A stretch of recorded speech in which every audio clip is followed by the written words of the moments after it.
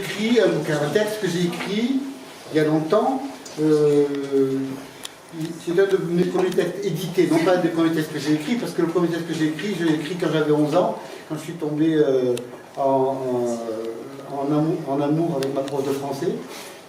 J'étais atteint de macronite aiguë bien avant d'autres. Voilà. Et puis celui-là, c'est un texte que j'ai écrit il y a une quinzaine d'années. Et qui ne ressemble pas à ce que j'écris d'habitude. Enfin, ce que certains qui me connaissent ont l'habitude de m'entendre dire. J'arrive, hein? Il faut juste que je le retrouve. Là, toute l'année. Ouais. C'est vrai? Quand il est là, je peux tenir la nuit, hein. Il s'appelle D-Jeff. D-Jeff, tu m'entends? Écoute, tu sais, je voulais te dire, te fais pas de mouron, j'ai récupéré ton caddie supersonique et tout ton attirail. Faut quand même que je te remercie parce qu'il n'y avait pas que dalle dans ton bazar. Là, je m'incline, un chapeau bas, mon gars. Tu t'es pas fait la malle de l'autre côté en embarquant la marchandise. T'as tout laissé à ton vieux pote, comme un seigneur que t'étais. Je te jure, mon beau, tu peux dormir sur tes deux esgourdes. Ton polo, il va bien s'occuper de ton capital. Ta couvrante, en mohair, s'il vous plaît, tes faillots de chez les restos, tes cibiches avariés, ton torboyau à dégommer les mouches en plein vol, tes grolles cirées à la bave de kiwi, enfin tout ton bastringue, quoi, je te jure, c'est Bibi qui se l'est carré, et comme tu t'en doutes, il ne pouvait pas être en de meilleures mains. Je sais, Jeff, je sais, tu te fous pas mal du matos. Monsieur, il s'occupait pas tant de son ventre que de sa cervelle. Monsieur, il cogitait, lui. Monsieur, il se croyait toujours autant de sa grandeur. Monseigneur Jean-François a raté son cul sur les fauteuils de la faculté. Professeur des humanités, s'il vous plaît, messieurs, dames. Eh, tu te souviens, mon gars, sous le pont, j'étais ton seul étudiant. Mais toi, never mind, t'as envoyé le cours comme si. Et même si j'entravais peau de balle à ta tchatche d'un télo, eh ben, tes lectures du soir, elles me berçaient doucement sous les cartons. T'arrêtais même pas quand je ronflais à en ressusciter les macabées, comme tu disais. Si t'arrêtais, c'est ça qui me réveillait. Mais tu sais, là, maintenant, faut me comprendre, ta bibliothèque de philosophe des caniveaux, c'est pas elle qui allait me faire passer l'hiver au chaud. Alors, vieux, excuse, mais j'ai tout fourgué au bouquiniste du coin. Au poids, ben même si le chariot il est plus léger aujourd'hui, vrai, ça n'a pas fait lourd dans l'escarcelle. Le poids des mots qu'ils disent, menteur, le choc des clodos, ouais.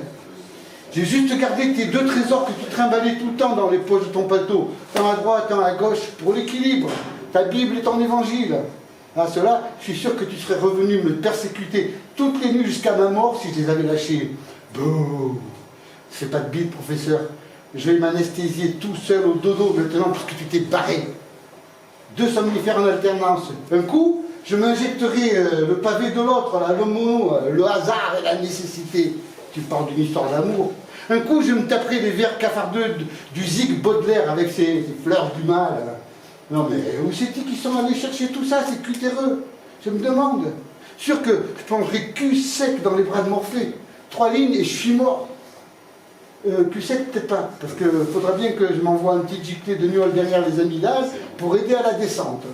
Parce que le ronron de ta voix gâté par les clopes et la bibine, mon salaud, il va me manquer pour sûr. Et moi, je sais bien, ça pourra jamais faire comme si c'était moi, même si je ferme les yeux. Je me connais, tu parles. Et puis, qu'est-ce que je vais lui dire maintenant à la Zoé? La tiote, elle te cherche partout. Cette pouilleuse, elle a rien pigé. Elle t'a vu passer sous la bagnole et pfff, elle a cru que tu étais bourré comme d'hab. Elle t'attend encore. Cette bestiole, c'est pas une chienne, pardon, c'est plus une chienne. Elle a perdu l'instinct. Dis, tu la vois là? Elle est là, à côté de moi, qui remue la queue, qui tire la langue. Je suis sûr qu'elle te sent. Ça, c'est pas difficile, vu ce que tu trimballais comme effluves. Et qu'elle se dit, mais qu'est-ce qu'il faut là-dedans? Quand est-ce qu'il va sortir du trou? Tu n'entends pas couiner? Il a fallu que je l'arrache des grosses paluches poilues du flic qui voulait l'embarquer à la fourrière. J'ai cru qu'on allait lui refaire Ravaillac à la propre bête. Lui, la tête et moi les pattes. Il ne pouvait plus rester là au milieu de la route à te lécher les orteils pour que tu ouvres un œil, comme quand tu prenais ta culotte. Elle n'a pas pigé que tu es parti sans l'emmener avec toi. Mais non, elle tourne en rond. Mais qu'est-ce que je vais bien pouvoir lui raconter? Faudrait que tu la vois avec ses yeux de verlan frit. Elle me fout les bleus. Allez, t'en fais pas, va, mon gars. Je ne vais pas la balancer à la balle avec un moellon autour du cou. Elle serait infoutue de te retrouver là où tu es. Plus d'instinct, je te dis. La truffe à zéro. Elle a trop picolé, elle te reniflé depuis le temps. Alcoolisme passif, c'est les caniches. C'est pas bon pour la santé, ça leur rosdit la truffe au toutou.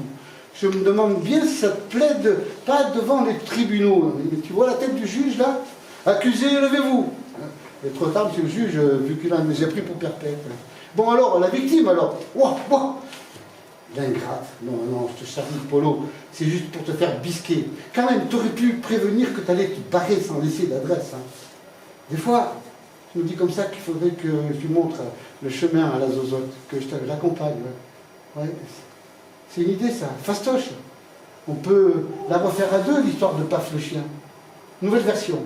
Je la plante dans ma parka, on calcule une bagnole, un beau 4x4, c'est plus sûr, ou encore mieux, un gros bahut. On traverse et paf le chien. Et pouf le clodo. Paf, pouf, en plein dans le pif. C'est drôle, non? C'est la même route, le même endroit, et on te retrouve direct, sûr. Viatique gratos pour l'autre côté. C'est moi le docteur Spock de la cloche. Transmutation. Bon, enfin, dis donc, mon mignon, normal pas trop vite. Hein.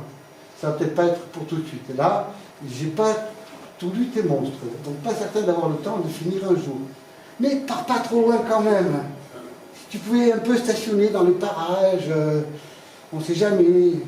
Tu sais, je suis pas vraiment tranquille ici, tout seul. J'ai comme l'impression d'être de trop, ou comme tu disais toujours, de pas assez. Alors, bon, allez, viens Zézette, on se tire de là. J'ai trop le bourdon. Je m'en vais te faire la lecture. Ouah, ouah.